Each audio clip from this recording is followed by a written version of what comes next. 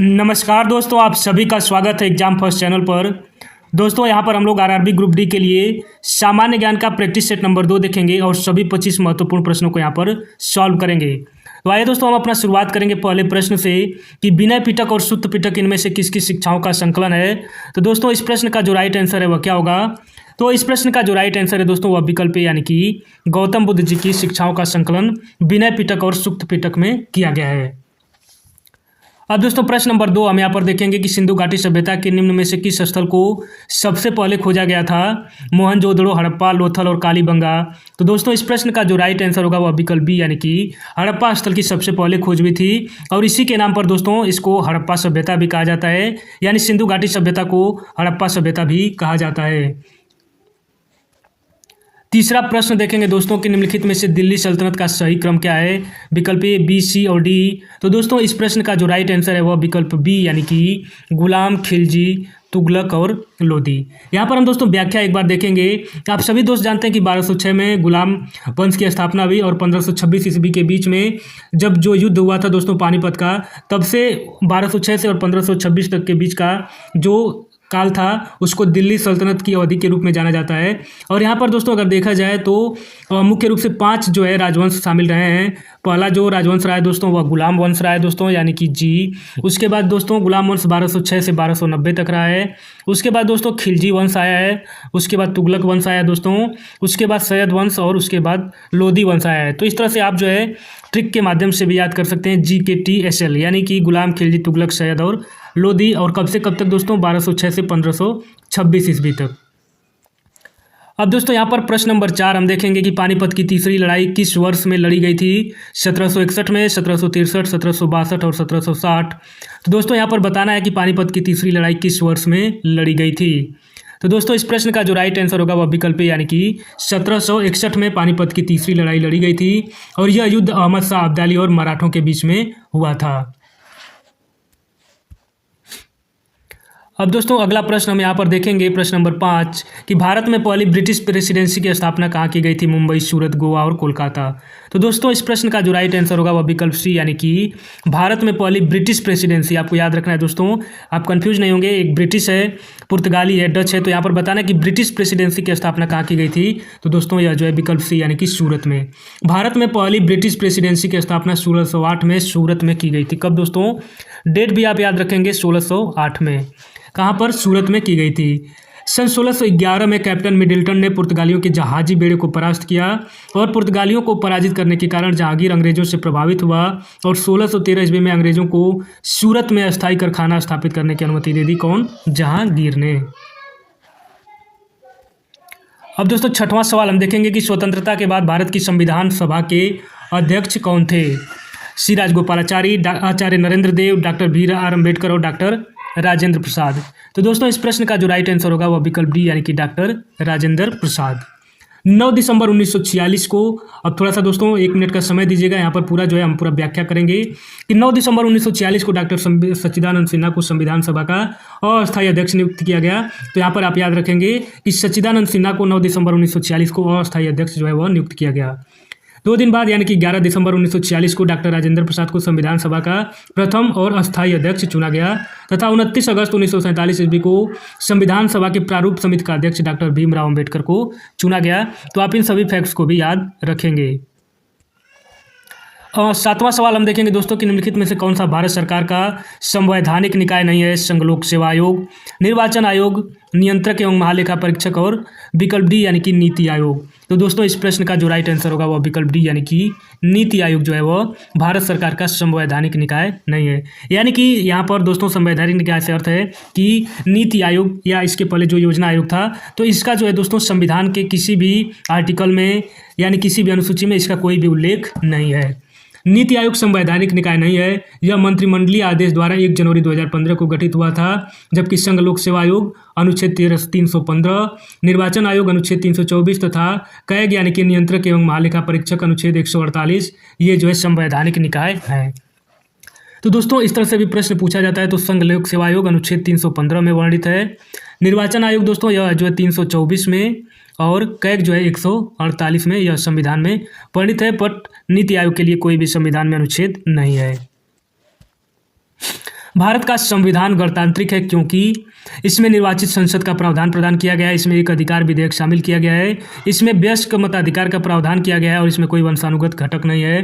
तो दोस्तों इस प्रश्न का जो राइट आंसर है वह विकल्प डी, यानी कि इसमें कोई वंशानुगत घटक नहीं है। अब दोस्तों देख लेते हैं यहाँ पर कि भारत का संविधान गणतांत्रिक है क्योंकि जो दोस्तों यहाँ पर भारत का प्रथम नागरिक यानी कि जो राष्ट्रपति होता है वह चुन कर आता है, न कि किसी राज परिवार से यानी किसी राजशाही परिवार से नहीं आता है। यहाँ पर जो राष्ट्रपति का चुनाव होता है 5 साल के लिए, तो इसलिए दोस्तों भारत का संविधान जो है वो गणतांत्रिक है। भारत में लेफ्टिनेंट गवर्नर की नियुक्ति सेना द्वारा की जाती है। केंद्र शासित प्रदेश के नाम मात्र के प्रमुख के रूप में कार्य करते हैं। भारत के लोगों द्वारा चुने जाते हैं और मुख्यमंत्री की मंत्रियों के परिषद के प्रति जवाबदेह हैं। तो दोस्तों इस प्रश्न का जो राइट आंसर होगा वह विकल्प बी, यानी कि केंद्र शासित प्रदेश के नाम मात्र के प्रमुख के रूप में कार्य करते हैं। कौन? भारत में जो एलजी होते हैं, केंद्र शासित प्रदेश के बनाए जाते हैं, यानी कि लेफ्टिनेंट गवर्नर।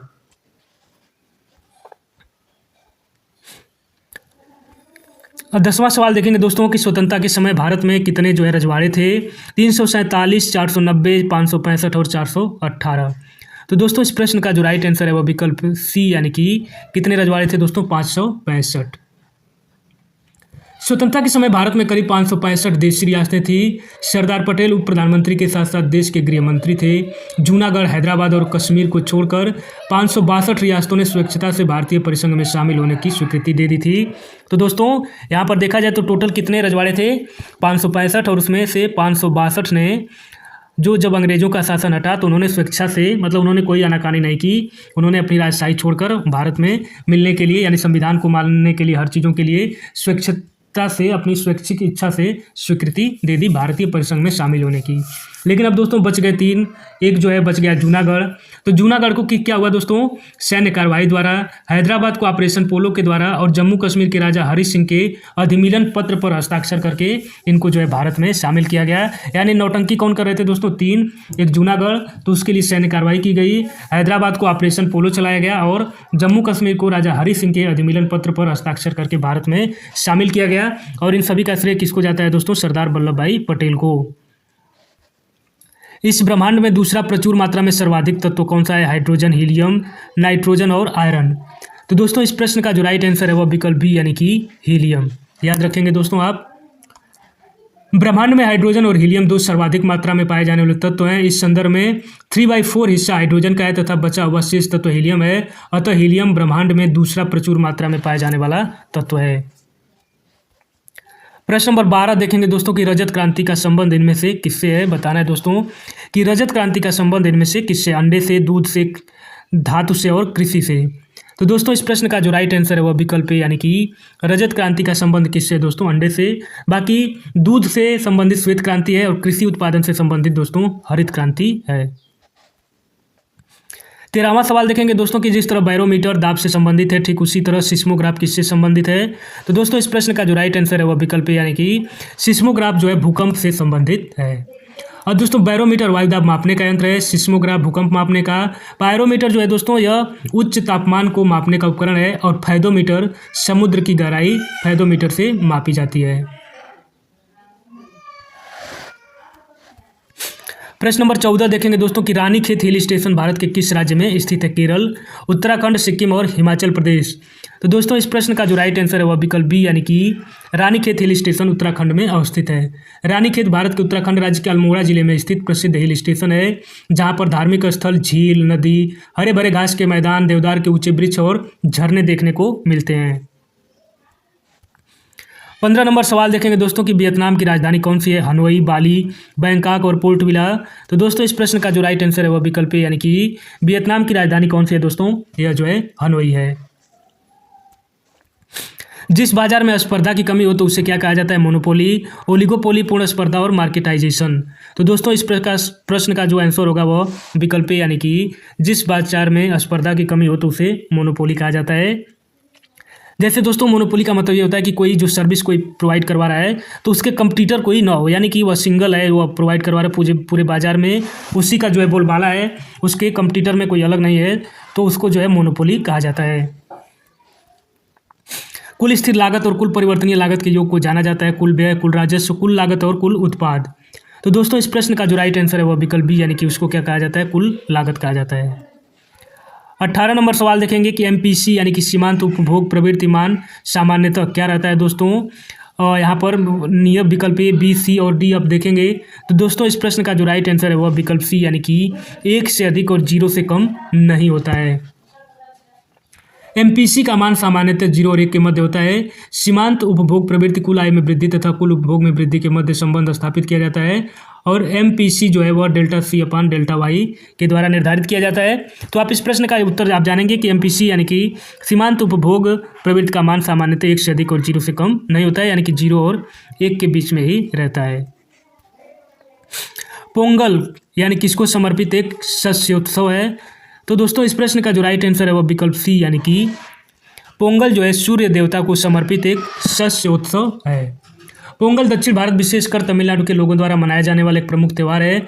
दक्षिण भारत में लोग धान की फसल कटने के बाद खुशी मनाने के लिए त्यौहार मनाते हैं और यह त्यौहार सूर्य देवता को समर्पित एक शस्य उत्सव है।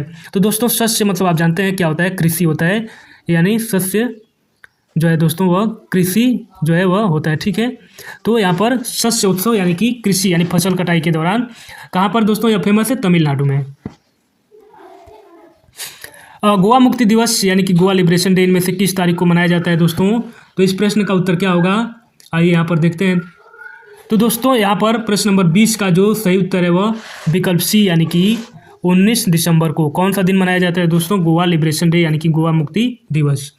गोवा मुक्ति दिवस 19 दिसंबर को मनाया जाता है। गोवा भारत के दक्षिण पश्चिमी तट पर कोंकण के रूप में जाने वाले क्षेत्र में स्थित है और भौगोलिक रूप से दक्कन उच्च भूमि से पश्चिमी घाट द्वारा अलग होता है, जिसकी राजधानी दोस्तों पणजी है और आधिकारिक भाषा कोंकणी है।